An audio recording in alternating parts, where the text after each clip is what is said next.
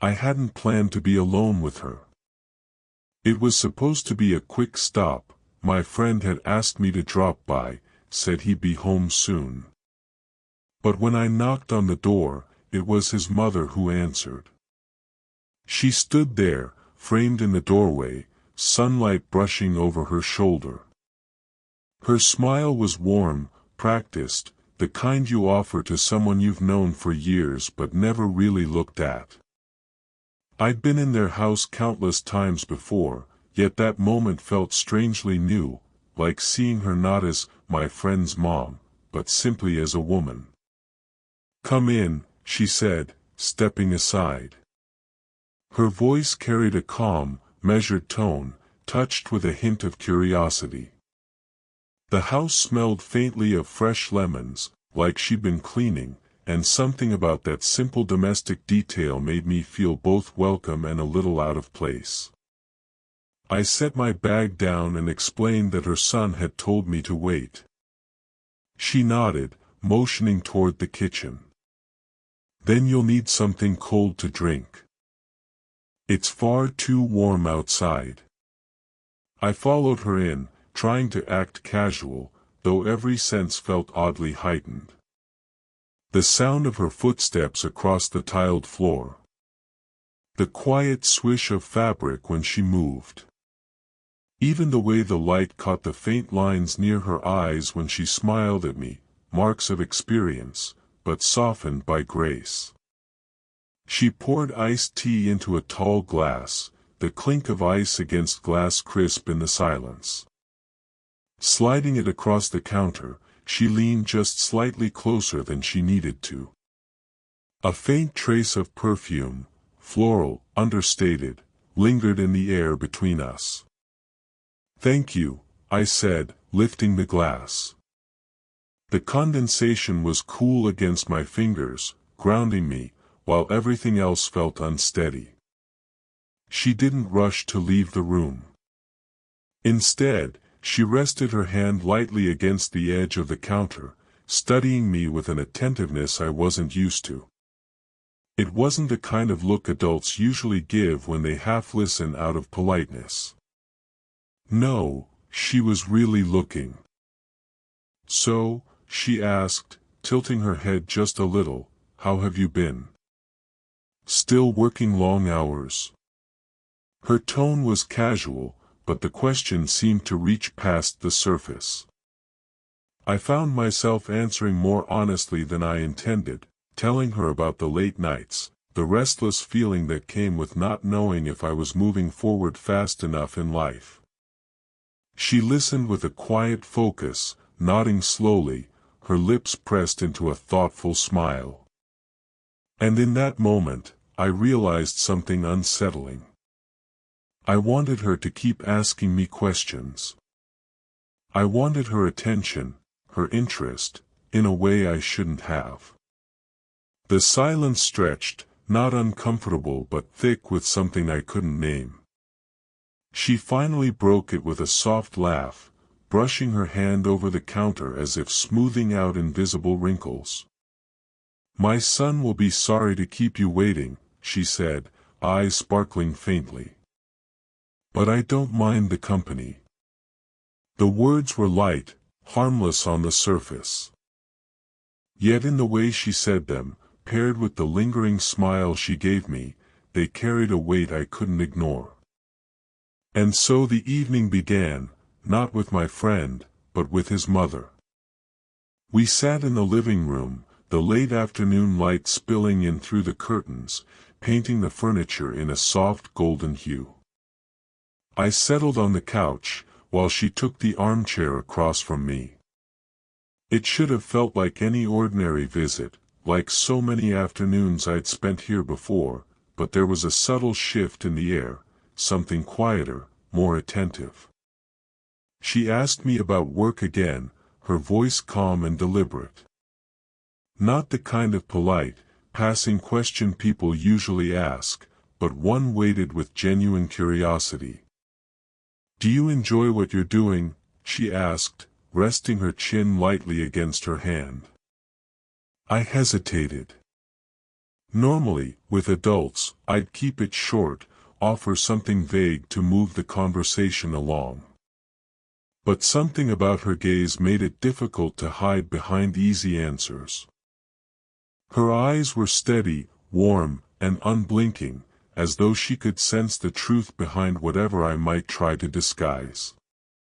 So I admitted it, the long hours, the doubts, the gnawing uncertainty of whether I was building something worthwhile or simply wasting time. She listened without interrupting, her lips parting just slightly now and then, as if she wanted to interject but chose instead to let me speak freely. When I paused, she smiled, not in amusement, but in understanding. "You sound a lot older than you are," she said softly, "but maybe that's not a bad thing." I laughed quietly, unsure how to take the compliment. "And you?" I asked, almost without thinking. "Do you enjoy what you're doing?" The question seemed to catch her off guard. She straightened a little, brushing her fingers over the arm of her chair. For a moment, her expression slipped into something more vulnerable. "Most days, yes. But," she exhaled, her voice dropping, "there are times I wonder if people really see me anymore, beyond the roles I fill." Her words lingered in the space between us. I felt a strange ache in my chest, as though she had admitted something she rarely said aloud. And I couldn't help noticing the way she sat back then, her shoulders just slightly drawn inward, a quiet echo of that confession. "I see you," I heard myself say, the words out before I could second-guess them. She looked up at me, startled at first, then softened into a smile that seemed more genuine than any I had seen from her before. For a long moment, neither of us spoke. The faint hum of the refrigerator in the kitchen filled the silence. She lifted her hand, brushing a loose strand of hair behind her ear, the motion slow and thoughtful, and I found myself watching far too closely. Her laughter came next, gentle, almost musical. "You always did have a way of saying things you didn't realize carried weight," she teased.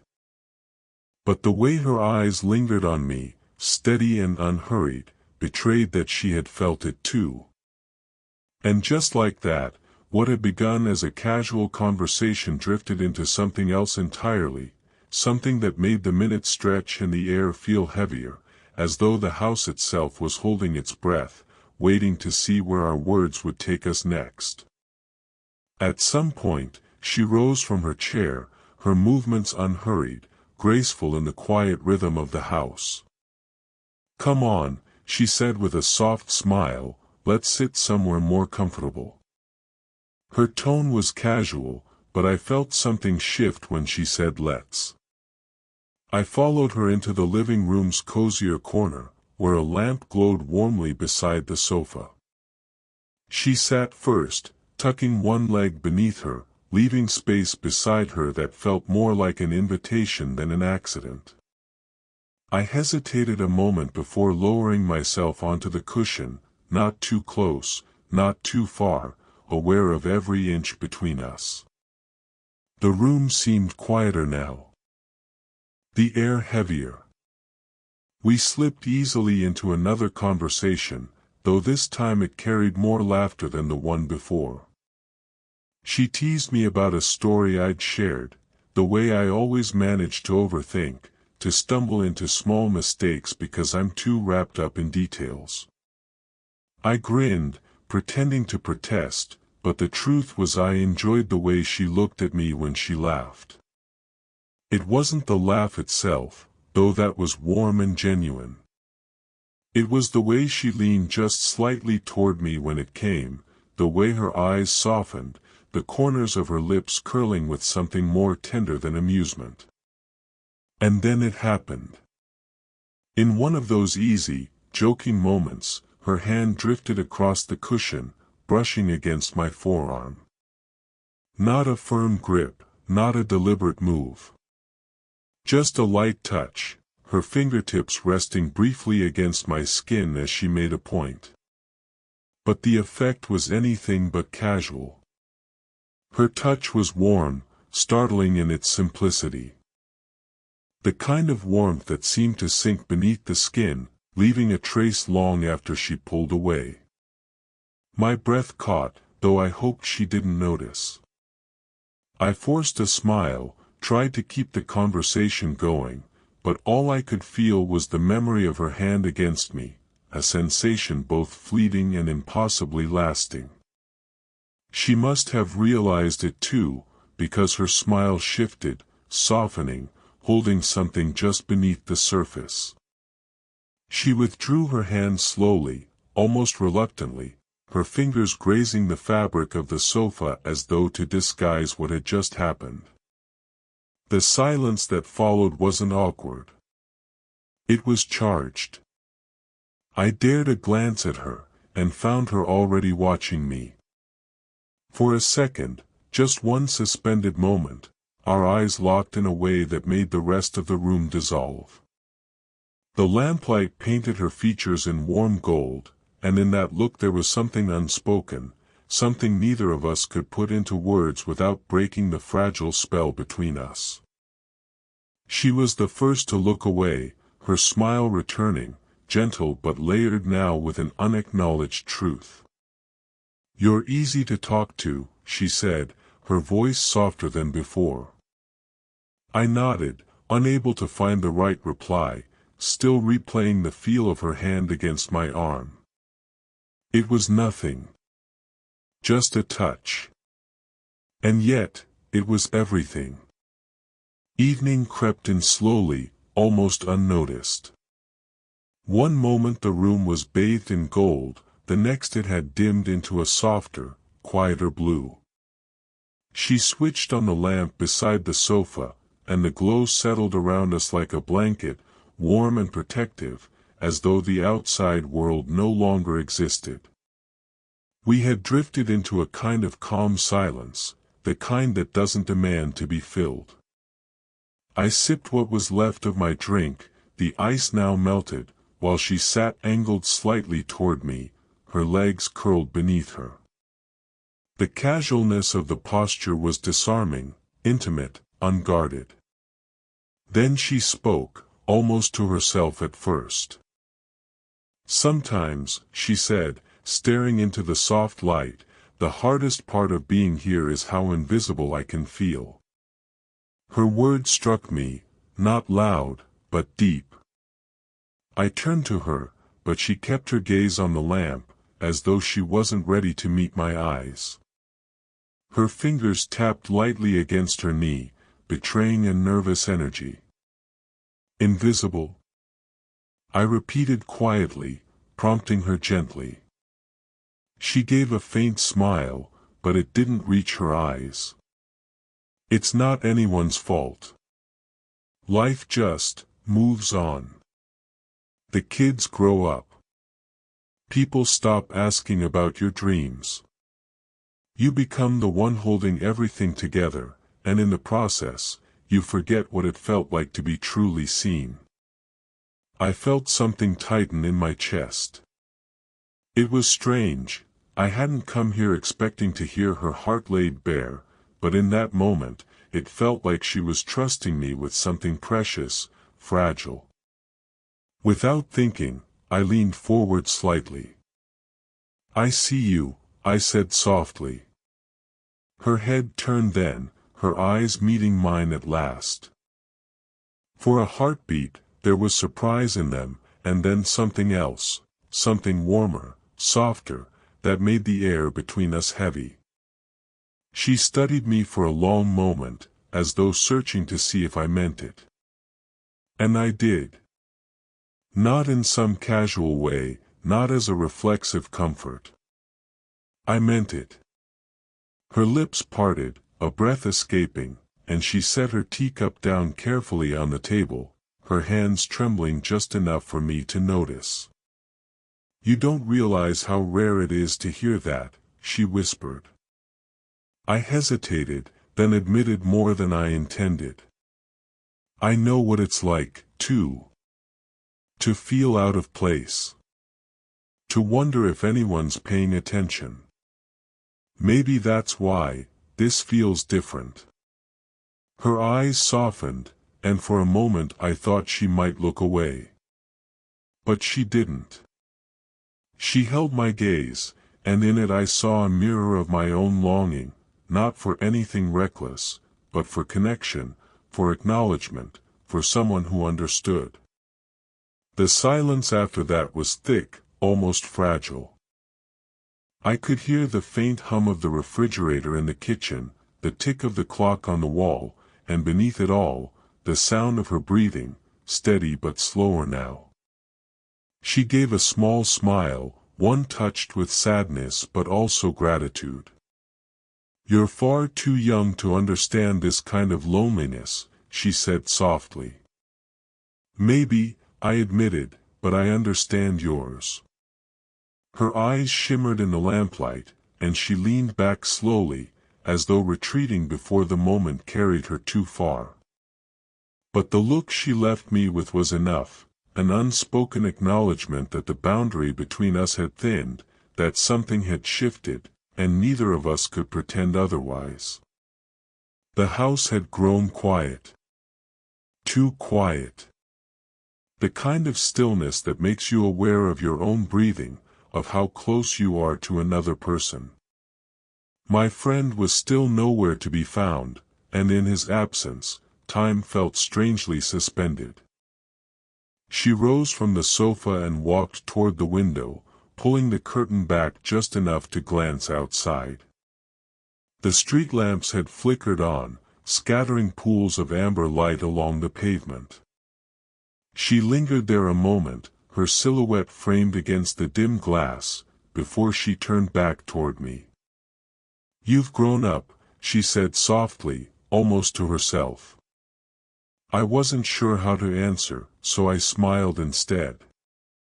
She crossed the room, not hurriedly, but with a kind of quiet certainty, and sat down beside me this time, not across from me, not with a safe distance, but close enough that I could feel the warmth radiating from her. She leaned in slightly, as though inspecting something on my shirt, then reached out. Her fingers brushed against my chest, delicate, searching for some invisible thread. She pinched it away and let her hand fall, but not before her fingertips lingered longer than they needed to. The touch was small, almost nothing at all. But my heart reacted as though she had whispered something dangerous. "There," she said with a faint smile, "perfect." Her tone was light, but her eyes told a different story. They lingered on mine, unflinching, the air between us charged with everything unspoken. I tried to steady my breath, but the closeness was overwhelming. The faint scent of her perfume clung to the air, soft, floral, and impossibly distracting. I managed a quiet laugh, trying to shake the weight of the moment. "You didn't have to fix that." "Maybe I wanted to," she replied, her voice low, carrying a trace of playfulness. For a long moment, neither of us looked away.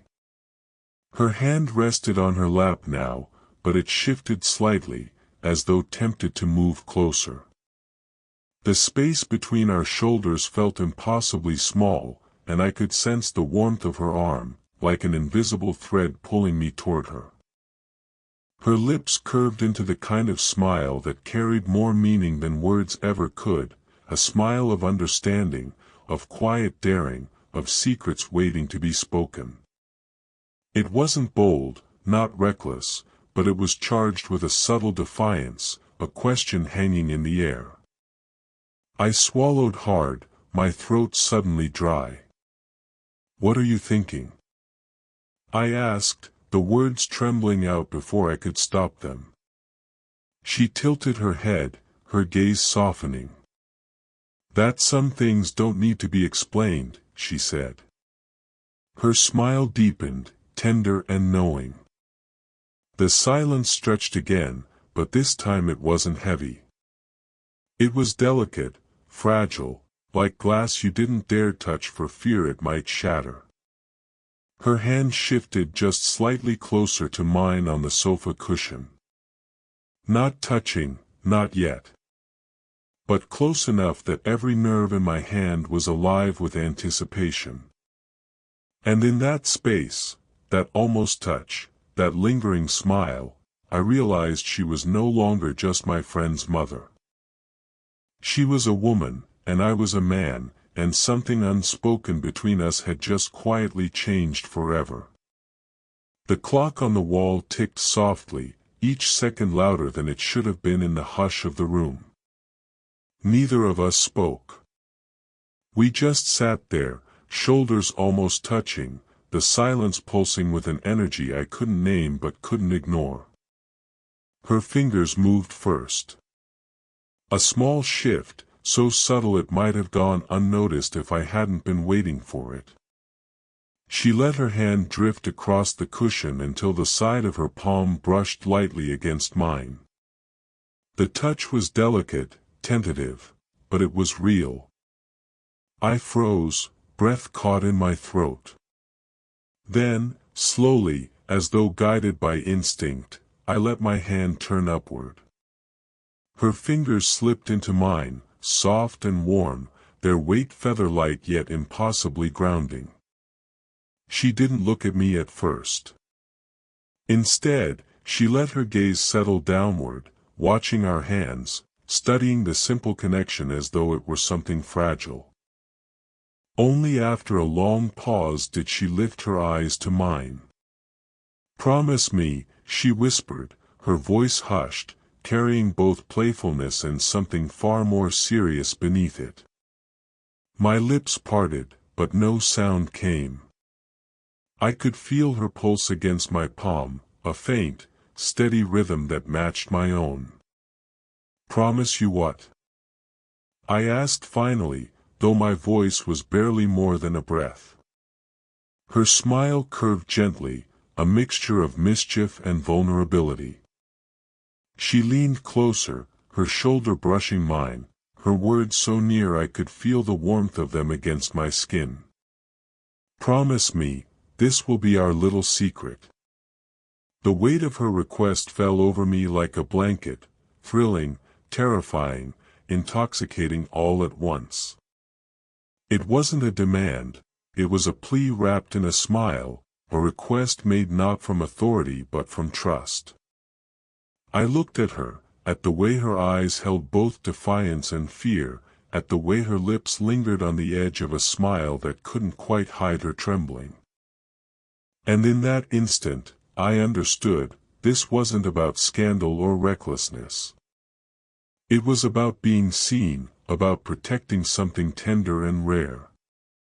I nodded slowly. "I promise." The words felt heavier than they should have.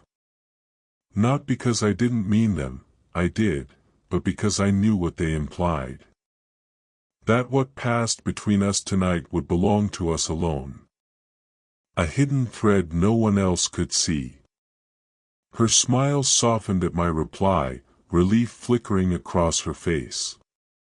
She gave my hand the gentlest squeeze, and for a moment neither of us let go.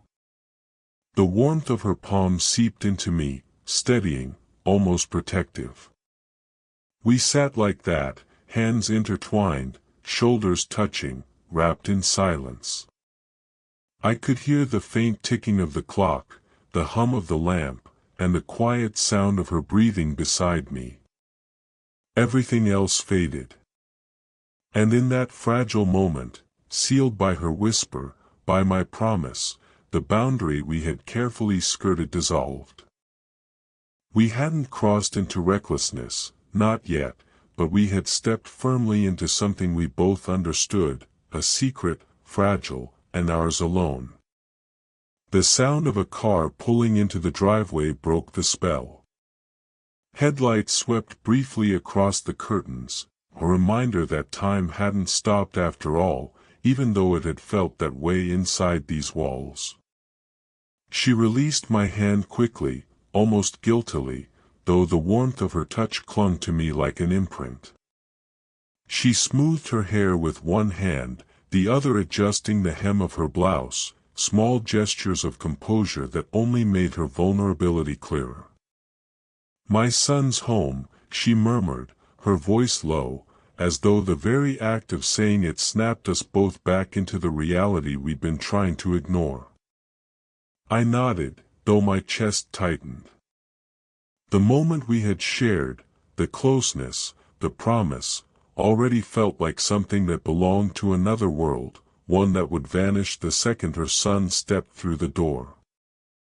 Footsteps crunched on the gravel outside, followed by the familiar slam of a car door.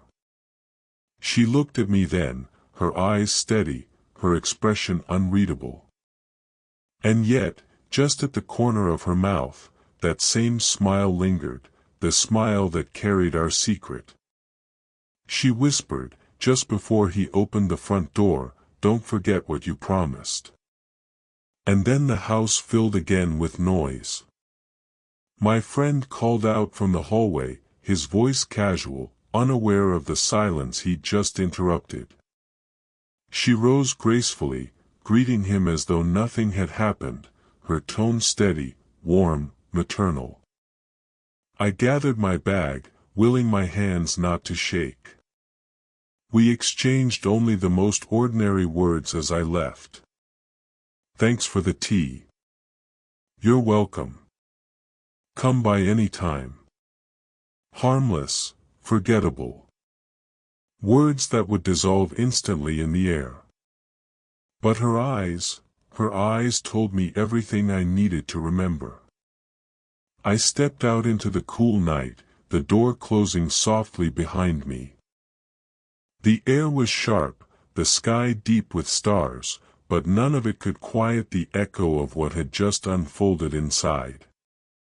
I walked slowly down the driveway, the gravel crunching underfoot, each step pulling me further away from her presence and yet binding me tighter to the memory of it. I could still feel her hand in mine, the warmth of her fingers slipping into my palm as if they had belonged there all along. I could still hear the softness of her voice, the way it trembled when she asked me for a promise. And that smile, that secret smile, followed me into the night. As I reached the end of the street, I glanced back once, half expecting to see her at the window. But the curtains were drawn, the house dark and ordinary again, as though nothing had happened. Yet I knew better. Something had shifted tonight, something invisible but undeniable. A quiet bond, a whispered secret, a fragile thread woven between us. It wasn't love, not yet. It wasn't even something I could name. But it was ours, and for now, that was enough. I walked on, carrying her smile with me like a lantern in the dark.